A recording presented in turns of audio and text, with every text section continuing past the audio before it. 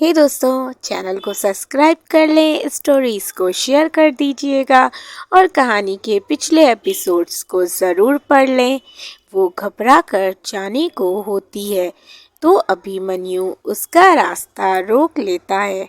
वो दूसरी तरफ से निकलने को होती है तो अभिमन्यु फिर से उसके सामने आ जाता है। वो झल्ला कर बोलती है, प्लीज़ अभी मुझे परेशान मत कीजिए, जाने दीजिए मुझे। रीत उसे हल्के से धक्का देकर जल्दी से वॉशरूम चली जाती है। उसे ऐसे देख अभिमन्यु मुस्कुराते हुए अपने बालों में हाथ फेरता है और सोने चला जाता है। कुछ देर बाद रीत बाहर आती है तो उसे सोया हुआ देख उसके होठों पर भी मुस्कुराहट आ जाती है और वो भी सोफे पर जाकर सो जाती है। रायचंद्र पैलेस में सब मिलकर रूही का बर्थडे सेलिब्रेट करते हैं। रूही केक कट करती है और सभी को खिलाती है। रीत अपने रूम में बैठी किसी को बार बार कॉल लगा रही थी, लेकिन कॉल ना लगने पर वो गुस्से में अपने फ़ोन को देखते हुए बोलती है, पूर्वी की बच्ची, कहाँ है तू? तेरा फ़ोन क्यों नहीं लग रहा है? तुझे पता है कितनी याद आ रही है मुझे तेरी। जब से यहाँ आई हूँ एक बार भी मेरी तुझसे बात नहीं हुई। वो परेशान होकर बोलती है, कैसे पता करूँ कि पूर्वी कहाँ है? वो ठीक है या नहीं? रीत परेशान बैठी थी। तभी अभिमन्यु रूम में आता है। उसके हाथ में एक पैकेट था। वो रीत को थोड़ा परेशान देखता है, फिर वो पैकेट उसके आगे रख कर बिना उसकी तरफ देखे बोलता है, ये तुम्हारे लिए है। रीत हैरानी से पैकेट को देखती है, फिर अभिमन्यु को। अभिमन्यु ड्रॉर से अपनी फाइल निकालते हुए बोलता है, शाम की पार्टी में इसी को पहनना। उसकी बात सुन रीत तुरंत पैकेट खोलकर देखती है तो उसमें शैम्पेन कलर की एक बहुत ही खूबसूरत सिल्क की साड़ी थी। रीत वो साड़ी देखकर खुश होते हुए बोलती है, अभी ये तो बहुत खूबसूरत है, आप ये मेरे लिए लाए हैं। उसके चेहरे की खुशी देखकर अभिमन्यु के फेस पर भी स्माइल आ जाती है, लेकिन वो उसे छुपाते हुए बोलता है, हाँ, लेकिन ज़्यादा खुश होने की ज़रूरत नहीं है, क्योंकि माँ ने मुझे तुम्हें शॉपिंग कराने को बोला था। उस टाइम मैं फ्री नहीं था। माँ ने बताया कि तुम्हारे पास पार्टी के लिए अच्छी ड्रेस नहीं है, इसीलिए जब मैं रूही के लिए गिफ्ट लेने गया था तो तुम्हारे लिए ये साड़ी ले ली। आज ये पहन लो, कल तुम्हें शॉपिंग पर ले चलूँगा तो तुम्हें अपने लिए जो भी चाहिए होगा वो ले लेना। और हाँ, अगर ये तुम्हें पसंद नहीं है तो बता दो, मैं वरुण से कहकर चेंज करा दूंगा। उसकी बात सुन रीत जल्दी से बोलती है, नहीं अभी, ये बहुत खूबसूरत है और मुझे पता है ये आपका फेवरेट कलर है, और फिर शादी के बाद ये पहला गिफ्ट है जो आपने मुझे दिया है, तो ये तो मैं किसी को नहीं दूंगी, आपको भी नहीं। वो मुंह बनाकर बोलती है और मुस्कुराते हुए चेंज करने चली जाती है। उसकी इस अदा पर अभिमन्यु भी मुस्कुरा देता है। रेडी होकर सभी लोग हॉल में आ जाते हैं, सिवाय रीत के। कौशल्या, अभिमन्यु रीत कहाँ है? अभिमन्यु माँ वो रेडी हो रही है, आप सब चलिए, मैं उसको लेकर आता हूँ। कौशल्या, ठीक है, हम लोग चलते हैं, जल्दी आइएगा आप दोनों। अभिमन्यु हाँ में अपनी गर्दन हिला देता है। फिर सभी लोग चले जाते हैं। अभिमन्यु रूम में आते हुए बोलता है, कितना टाइम लगाती हो तुम?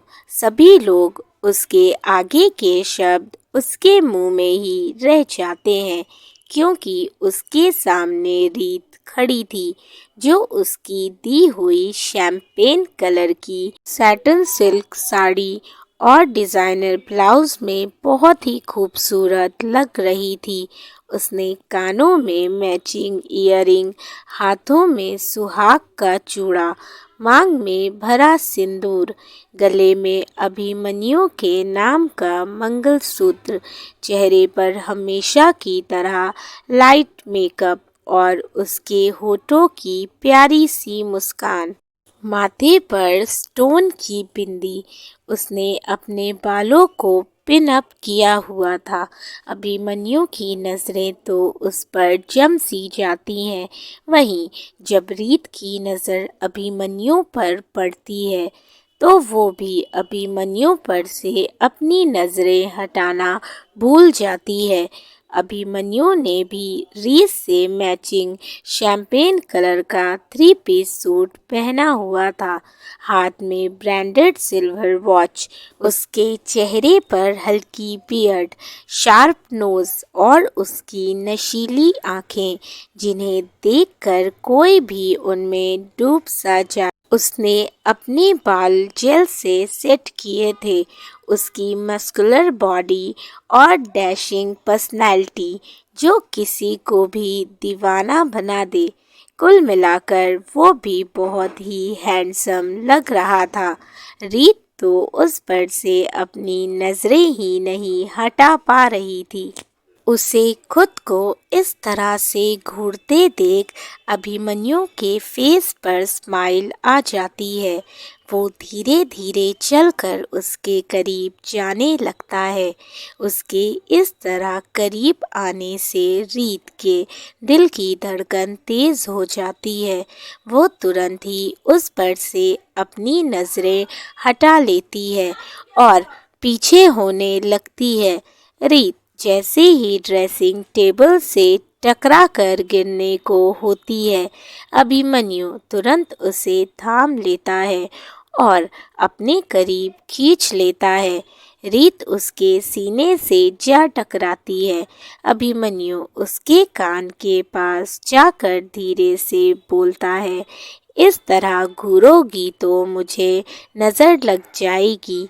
उसकी बात सुन रीत हड़बड़ा जाती है और हकलाते हुए बोलती है, मैं आपको घूर नहीं रही थी। अभिमन्यु उसकी लटों को कान के पीछे करते हुए शरारत से बोलता है, अच्छा तो क्या कर रही थी? रीत, वो मैं अभिमन्यु, मैं के आगे भी कुछ बोलोगी? रीत, हमें चलना चाहिए, नहीं तो लेट हो जाएंगे। अभिमन्यु, हाँ चलेंगे, लेकिन उससे पहले एक ज़रूरी काम तो कर दूं। इतना बोलकर वो रीत की तरफ झुकने लगता है। रीत की तो आवाज़ ही नहीं निकल रही थी। वो हकलाते हुए बोलती है, काम? कैसा काम?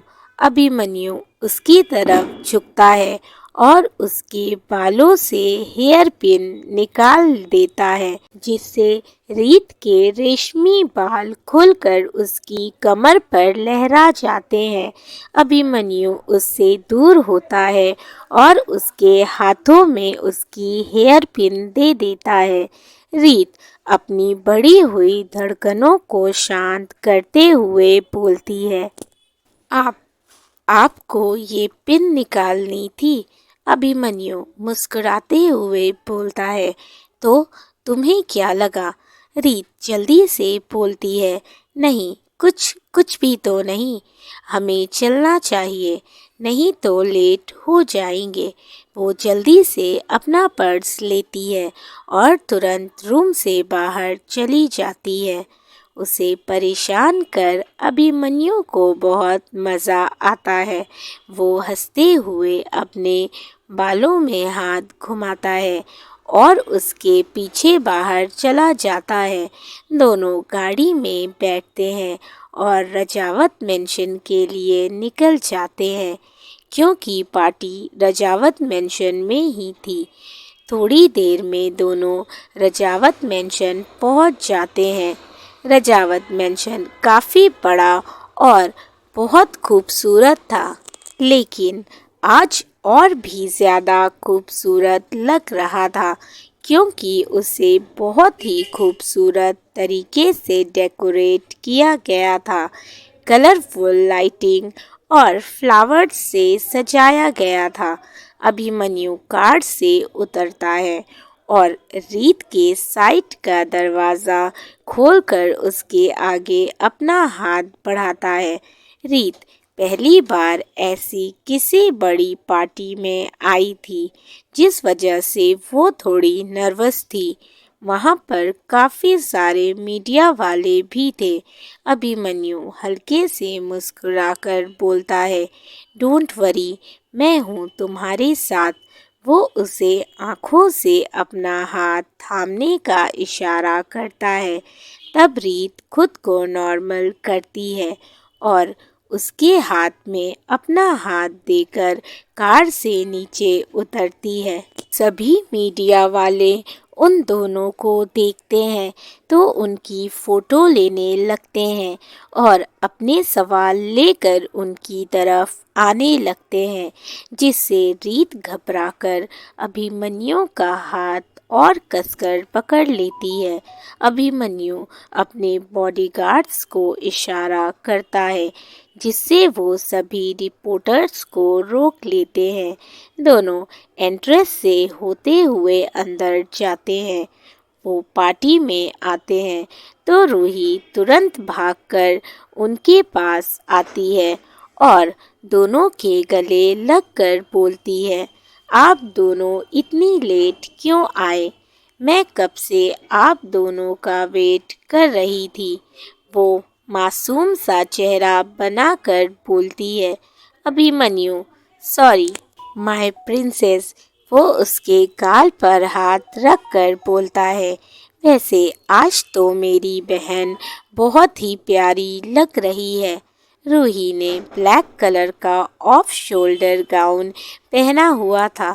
उसने अपने बालों को हल्का कर्ल किया था, कानों में डायमंड ईयरिंग, हाथों में एक बहुत ही खूबसूरत डायमंड ब्रेसलेट, पैरों में हाई हील्स, चेहरे पर लाइट मेकअप।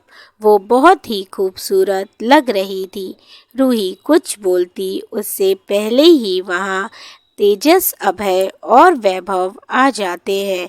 वैभव हंसते हुए बोलता है, सही कहा आपने भाई, ये बस आज ही अच्छी लग रही है क्योंकि इसने मेकअप जो किया है, नहीं तो बाकी दिन ये बिना मेकअप के भूतनी लगती है। उसकी बात सुनकर तेजस, अभय और सभी लोग हंसने लगते हैं तो अभिमन्यु और रीत को भी हंसी आ जाती है। तभी वहाँ कौशल्या आते हुए बोलती हैं, बस कीजिए आप सब, आप लोग मिलकर हमारी बच्ची का मजाक उड़ा रहे हैं। रूही मासूम सा चेहरा बनाकर बोलती है, देखिए ना बड़ी माँ, वैभव भाई फिर से मेरा मजाक उड़ा रहे हैं और देखिए सब लोग हंस रहे हैं। कौशल्या वैभव को डांटते हुए बोलती हैं, वैभव, अगर अब आपने हमारी रूही को परेशान किया तो हम पार्टी में आपके कान खींचेंगे। वैभव तुरंत बोलता है, बड़ी माँ सॉरी, अब मैं रूही को परेशान नहीं करूँगा, लेकिन आप मेरे कान मत खींचिएगा, नहीं तो मुझे कोई लड़की भाव ही नहीं देगी। उसकी बात सुन सब हंसने लगते हैं, लेकिन कोई था जिसकी नज़रें उन सब पर ही थीं। वो और कोई नहीं बल्कि मृणाली थी, जो गुस्से से अपनी मुट्ठी बंद करते हुए बोलती है, बस कुछ देर और हंस लो। सब साथ में हंसी मजाक करते हैं। फिर रूही रीत को अपनी सभी फ्रेंड से मिलवाती है। कुछ तो रीत से मिलकर खुश होती हैं, लेकिन कुछ उसे देखकर जल भुन जाती हैं। कुछ उसकी खूबसूरती से तो कुछ उसकी किस्मत से जो अभिमन्यु उसे मिला। रीत सभी के अच्छे और बुरे रिएक्शन देख रही थी, लेकिन वो फिर भी सबसे अच्छे से मिलती है। फिर रूही उसे रितेश और मृणाली से मिलवाने आती है। वो रितेश और मृणाली से बोलती है, मॉम डैड, मैंने कहा था ना कि मैं आपको अपनी प्यारी भाभी से मिलवाऊंगी। ये है अभिमन्यु भाई की वाइफ, मिसेज रितिका अभिमन्यु रजावत।